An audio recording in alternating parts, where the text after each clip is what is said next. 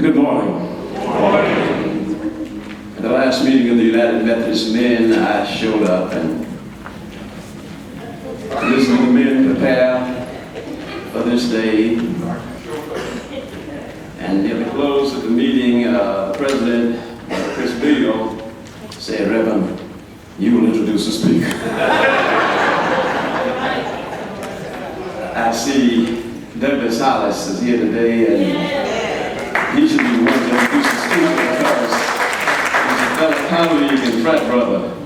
Douglas, I was about to call you this morning to ask you to tell me a few more things about Gregory Ellison II. But I'm going to do the best I can. Who is our speaker on this occasion? There's information in the program booklet about who he is.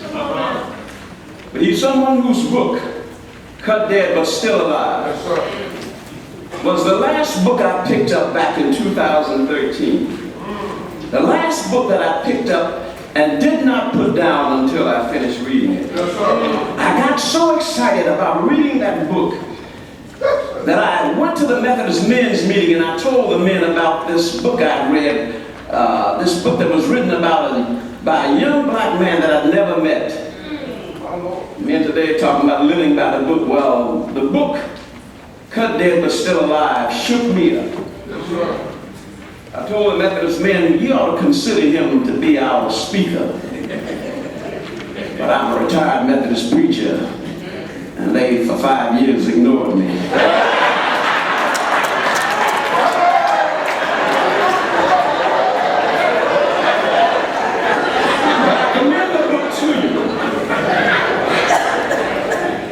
Because if you just read only chapter 1, you'll find out the kind of deep thinker, the kind of minister of the gospel he is, the kind of caring pastor that he is. And when I opened the book and just read the first little poem that was there, a poem entitled Invisible Assumptions. Yes, sir. See me. I know you're looking, but in your eyes, I'm just a hoodlum. If that's all you choose to see, that's all I choose to be. Why waste your time trying to climb out of this box you built for me? Cause at least in a casket, I'll be viewed and seen. I lived as a ghost and accomplished the most my imprisoned mind could mean. That just ripped me. And as you read the book, terms like mutinous, invisibility, and topics and headlines like timelines, flatlines, and the black male body grabbed my attention. So did topics like criminal black man, social junk, social dynamite, and explosive rage. And when I read what he identified as 4 fundamental human needs, belonging, self-esteem, control, and meaningful existence, I said, this man is on to something. This man has been in touch with the people we see right here in this community.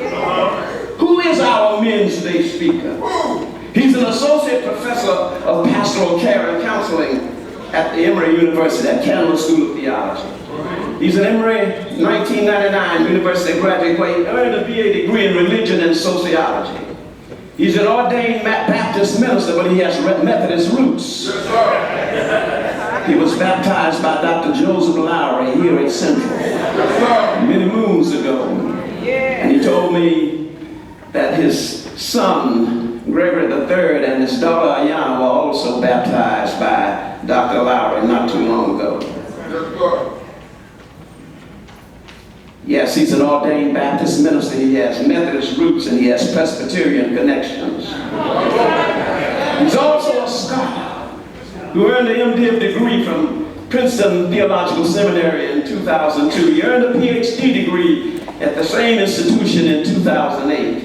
He returned to Emory in 2009 as a member of the faculty at the Candler School of Theology. Since returning to Emory, twice he's been the recipient of Candler's Faculty Person of the Year Award, having received this award in 2010-11 academic year and the 2016-2017 academic year.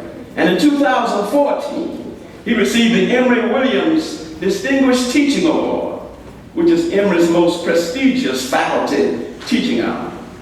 Who is this man? He's a man who's found time to write 2 books that are more than just catchy titles. One book is entitled, I've already mentioned it, Cut Dead But Still Alive. Another book is entitled Fearless Dialogue. Yes, sir. He's taught courses with interesting sounding names such as Careful Preaching, Care of Souls, Care of World, Caring with Adolescents, Caring with Marginalized Persons, Populations, and Fearless Dialogues in Church and Community. I won't be long. And like many college and university professors, he's been involved in research, but his research is down to earth, in my opinion. It's people-centered. In particular, 2 foci of his research are caring with marginalized populations and pastoral care as social activism. Who is our speaker this year? Does he come highly recommended? Yes. What does his CD record look like? That's curriculum vitae. And what shows up on his CT scan? His Christian testimony scan. You know that notorious criminals are often known for their long rap sheets of lawbreaking. But on the other hand, there have been some strong, God-fearing men who have left a legacy of service, scholarship, faith sharing, and community building. The Apostle Paul was such a man. And if you check out the curriculum vitae of our speaker for this occasion, as I did on this website, you'll probably say, wow, this brother is something else.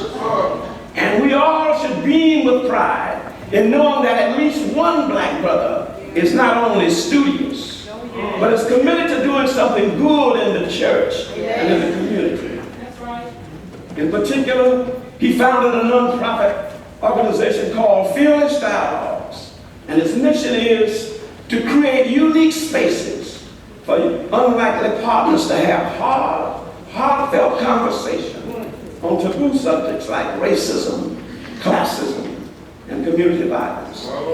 Last night, I took a quick look at his website. One thing I saw was a photograph of you sitting on the top of the Great Wall of China. Great Wall. And posted on the website was information about his degrees, his awards, his scholarly papers, boards on which he sits or has sat, and other LinkedIn kind of stuff that the millennials know about.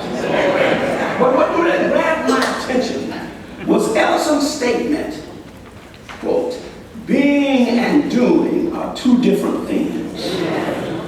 Reading further, he said, an introductory question that he finds himself asking himself nowadays is, who you be? And he says that he finds the response to the who you be question and who you see yourself becoming tells him more about a person's character than what they do to pay their bills or what they once did. Furthermore, he says that he's discovered that one way that he's learned more about various individuals that he encounters is by asking the individuals, what do you call yourself? On his website, this morning's speaker even shared for the reader his own response to the who you be question.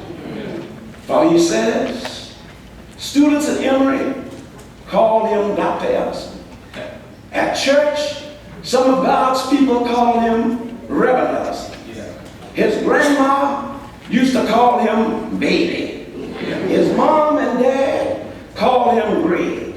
His kids called him Daddy. He says his wife calls him names he couldn't mention online. God, he says, called him to bring people together. But our speaker says he calls himself craftsman of care. Craftsman of care. Wow. So on this year's anniversary, observance of Men's Day, I present to you none other than Reverend, Doctor, Baby, Greg, Daddy, Husband X,